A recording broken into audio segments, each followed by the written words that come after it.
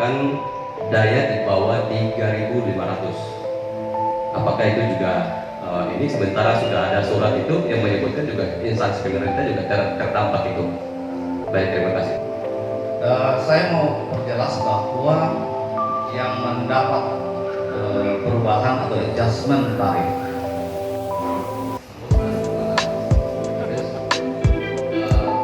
tadi disebutkan soal pelanggan masyarakat demi menjaga daya beli masyarakat, daya saing sektor industri dan bisnis, pengembalian inflasi dan serta memperkuat stabilitas perekonomian nasional. Penyesuaian tarif hanya diberlakukan kepada rumah tangga mampu yang berjumlah 2,09 juta pelanggan atau 2,5% dari total pelanggan PLN secara nasional yang mencapai 83,1 juta pelanggan. Bahwa pelanggan rumah tangga dan daya di bawah 3.500 VA serta para pelanggan bisnis dan industri tidak berdampak pemberlakuan tarif adjustment ini.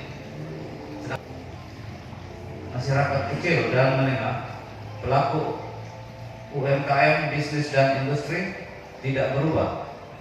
Pelanggan terdampak hanya sekitar 2,5% dari total pelanggan dan merupakan masyarakat ekonomi kelas menengah ke atas. Jumlah pelanggan yang berdampak pemberlakuan tarif adjustment ini mencapai 16.896 pelanggan atau 2,35% dari seluruh jumlah pelanggan PLN yang ada di Maluku dan Maluku Utara, terdiri dari pelanggan berdaya 3.500 VA ke atas atau golongan tarif kedua dan ketiga serta golongan pemerintah. 6.297 pelanggan atau 2,02% dari seluruh jumlah pelanggan, sedangkan di Maluku Utara yakni sebanyak 8.599 pelanggan atau 2,78% dari seluruh jumlah pelanggan. Penyesuaian tarif ini adalah perwujudan negara hadir untuk melalui tarif listrik berkeadilan. Selama ini bantuan pemerintah diberikan untuk semua golongan tarif pelanggan dalam bentuk subsidi maupun kompensasi.